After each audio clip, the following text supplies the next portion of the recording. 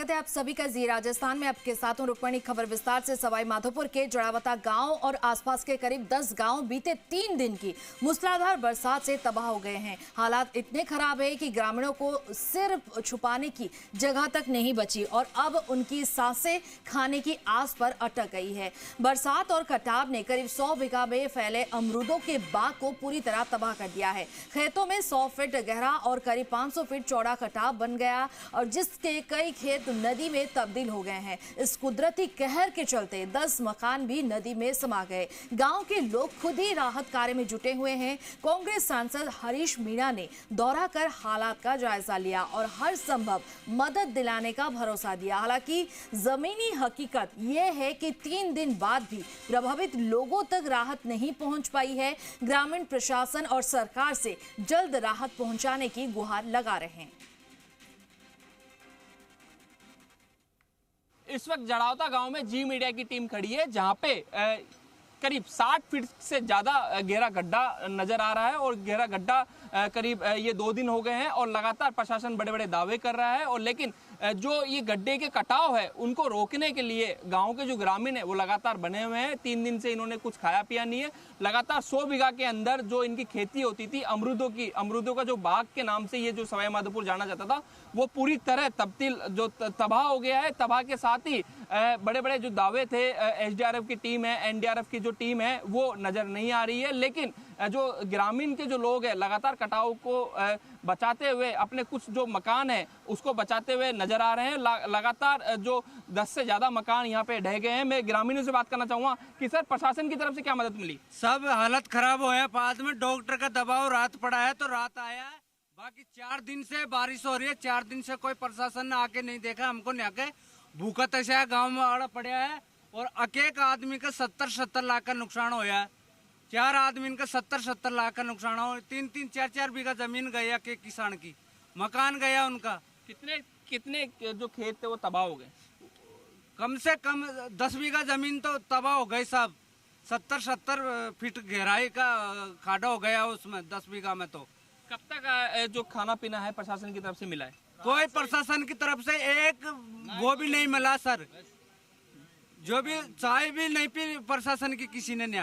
Sir प्रशासन बोल रहा है कि हमने एसडीआरएफ टीम भेज दी है, सेना के लोग भेज दिए। उसने कोई मदद नहीं की सर। हमारी एसडीआर टीम ने एक कंकर भी डाला हुआ ना, बिल्कुल भी देख रहे थे। आए थे वो 4 बजे तो वैसे आए थे, आके देखा उनने कंडीशन तो उनकी तो कोई हिम्मत नहीं चली। जानते हो मीणा होता है, हम तो उसमें डांग जाए समुद्र में। तो हमने जो भी किया तो हमने किया है, सरकार का कोई हाथ नहीं है इसमें। ये एक मकान बचाने के लिए आपने कट्टे भी उठाए? कट्टे उठाए हमने, जो हमारी जो थी, जो हमको सामने जो कट्टे हैं, पत्थर है, चद्दर है, जो भी है ना, जो सबको लगाया है हमने। तो जो भी गाँव में चद्दर है ना, सब किसानों ने चद्दर दे दिए। अब यहाँ तो दुकान थी नहीं, हम कहीं से लाके आपने 4 दिन से फोन कर रहे हो? किसको फोन कर रहे हो? हमने कलेक्टर को किया, एसपी को किया, डॉक्टर साहब को किया, सबको फोन किया है।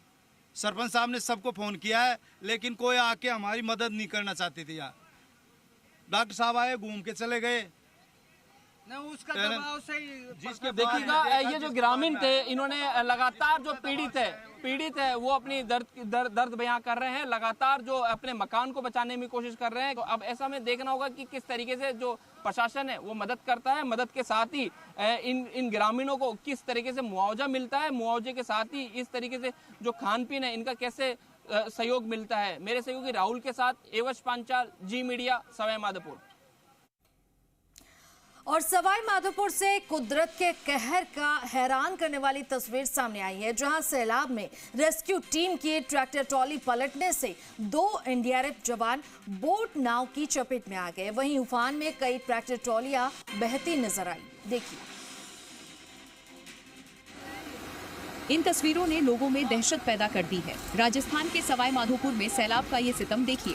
एक तरफ रेस्क्यू टीम से भरा ट्रैक्टर सैलाब में पलट गया, जिसमें 2 एनडीआरएफ के जवान बोटनाव की चपेट में आ गए। वहीं यात्रियों के ट्रैक्टर ट्रॉली भी बहते नजर आ रहे हैं।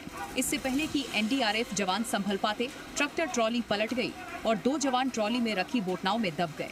एनडीआरएफ के जवान अपने ही साथियों को रेस्क्यू करते नजर आए। सैलाब के कहर से गणेश जी का मंदिर भी बच नहीं सका। यहाँ आने वाले यात्रियों की ट्रैक्टर ट्रॉलियां भी पलटी नजर आईं। यहाँ दर्शन के लिए पैदल आने वालों से वापस लौटने की अपील की गई है। राजस्थान में मॉनसून के कहर का सितम जारी है। बूंदी सवाई माधोपुर के बाद कोटा से सैलाब का सितम का दिल दहला देने वाली तस्वीरें भी सामने आई है। यहाँ कोटा दौसा स्टेट हाईवे पर सैलाब का ऐसा कहर टूटा कि सड़क ने दम तोड़ दिया है। सड़क में गड्ढे हैं या गड्ढों में सड़क, ये कहना भी मुश्किल है।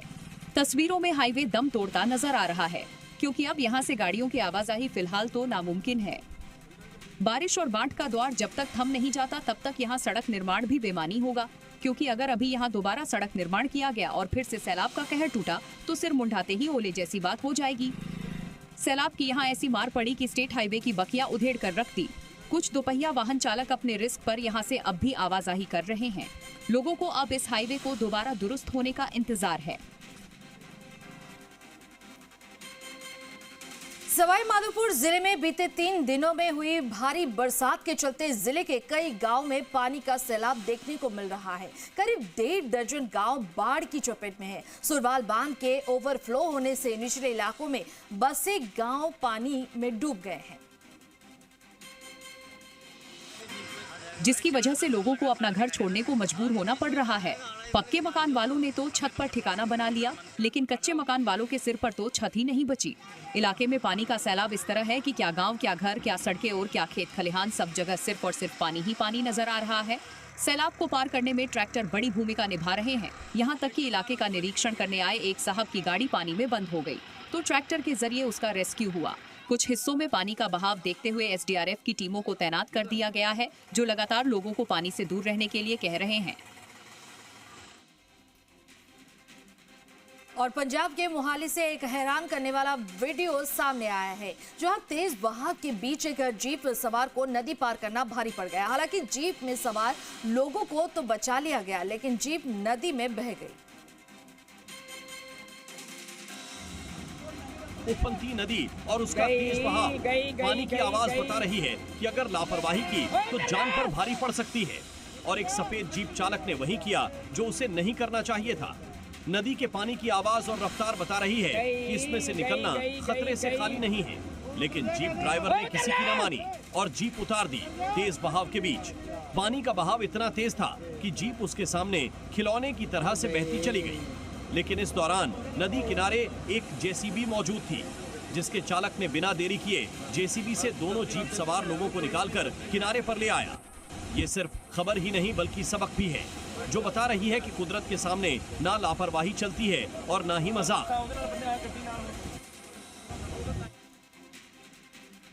और पहाड़ों पर भारी बरसात का दौर जारी है। जम्मू में सैलाबी सितम ने लोगों की मुश्किलें बढ़ा दी है। रिहायशी इलाकों में पानी भर चुका है, पुल और सड़कें धंस रही है। रेस्क्यू की दिल दहला देने वाली तस्वीरें सामने आई है, देखिए। सबसे पहले जम्मू के इस हॉस्टल में फंसे छात्रों के रेस्क्यू की ये तस्वीरें देखिए। एसडीआरएफ जवान बोट लेकर हॉस्टल में फंसे छात्रों को रेस्क्यू करने पहुंचे। रेस्क्यू के दौरान बोट में छात्रों के साथ एक छोटा बच्चा भी नजर आ रहा है।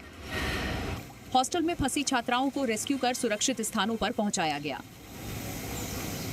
बाढ़ से तबाही की कवरेज कर रहे जी संवाददाता को देखिए। रिहायशी इलाके में घुटनों तक पानी भरा है। अब जम्मू में इस मंदिर की दहलाने वाली तस्वीरें देखिए। मंदिर की सड़क पूरी तरह से धंस चुकी है और मंदिर के चारों ओर गहरा गड्ढा हो गया है। यहाँ पानी भरने से मंदिर की नींव को भी खतरा हो सकता है।